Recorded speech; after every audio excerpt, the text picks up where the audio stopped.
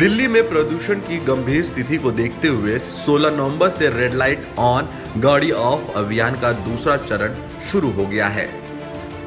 ये 30 नवंबर तक चलेगा। पहले चरण की तरह अभियान के दूसरे चरण में लोगों को जागरूक करने के लिए 11 जिलों के 100 अलग अलग चौराहे पर 2500 मार्शल नियुक्त किए जाएंगे।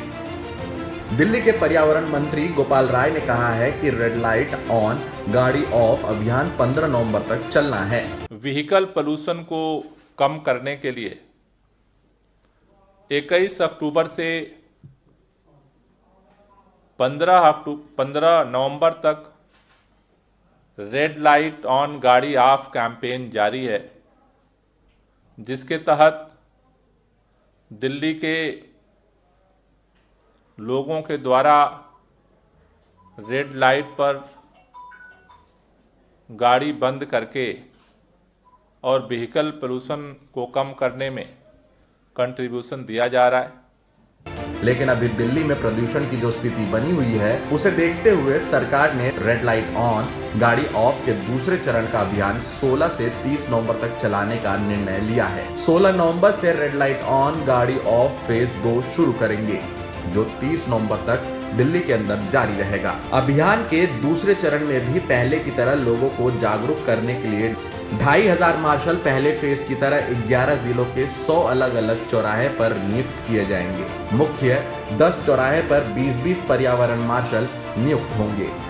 एसडीएम, एसीपी, ट्रैफिक पुलिस का संयुक्त निगरानी का तंत्र दूसरे चरण के अंदर भी जारी रहेगा। गोपाल राय ने कहा कि दिल्ली के अंदर रेड लाइट ऑन गाड़ी ऑफ अभियान के साथ साथ पराली को जलाने की जगह गलाने के लिए राष्ट्रीय कृषि अनुसंधान संस्थान 2500 मार्शल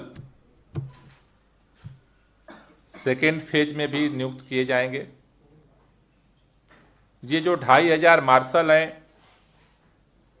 पहले फेज की ही तरह 11 जिलों के अलग अलग जो 100 चौराहे हैं, वहां पर उनकी नियुक्ति की जाएगी।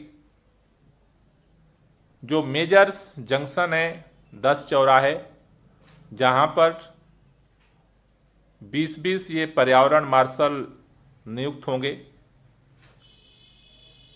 एसडीएम, एसीपी, ट्रैफिक पुलिस का ज्वाइंट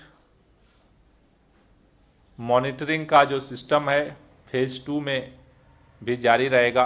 पूसा के द्वारा बायो डिकम्पोजर तैयार किया गया है। इसका छिड़काव दिल्ली के अंदर लगभग 2000 एकड़ क्षेत्र में हुआ है।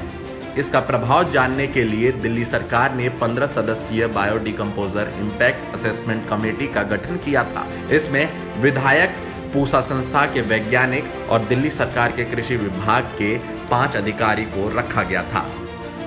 मंत्री ने बताया कि कमेटी की ये रिपोर्ट मुख्यमंत्री को गुरुवार को सौंपेंगे। बायो डिकम्पोजर के छिड़काव की हिरनकी गांव से मुख्यमंत्री अरविंद केजरीवाल ने खुद जाकर शुरुआत भी की थी।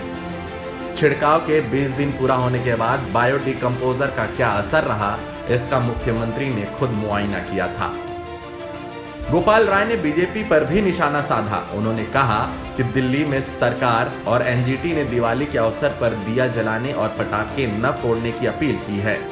दिल्ली में पटाखे बैन किए गए हैं। मैं पिछले कुछ दिनों से देख रहा हूं कि जब से पटाखे बैन किए गए हैं, तब से भारतीय जनता पार्टी के नेताओं के बयानों से ऐसा लग रहा है जैसे वो इसके पक्ष में नहीं है। मैं उन लोगों से हाथ जोड़कर विनती करना चाहता हूं कि आपको बयानबाजी से कितना राजनीतिक फायदा हो रहा है, हमें नहीं पता।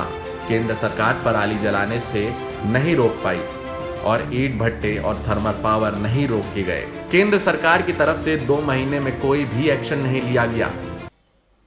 मैं पिछले कुछ दिन से देख रहा हूं कि जब से पटाखे बैन किए गए, भारतीय जनता पार्टी के माननीय नेताओं को ऐसा लगता है, उनके बयानों से ऐसा लग रहा है कि जैसे वो इसके पक्ष में नहीं है।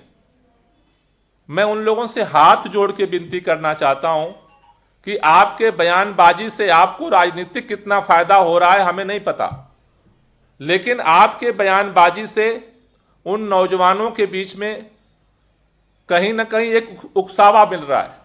उनको ऐसा लग रहा है कि शायद पटाखा बंद करके दिल्ली सरकार ने कोई गलत काम कर दिया।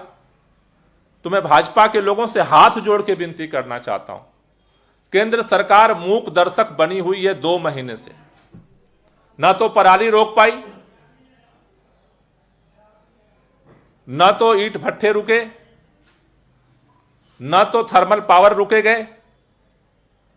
2 महीने से एक भी एक्शन केंद्र सरकार की तरफ से नहीं हुआ।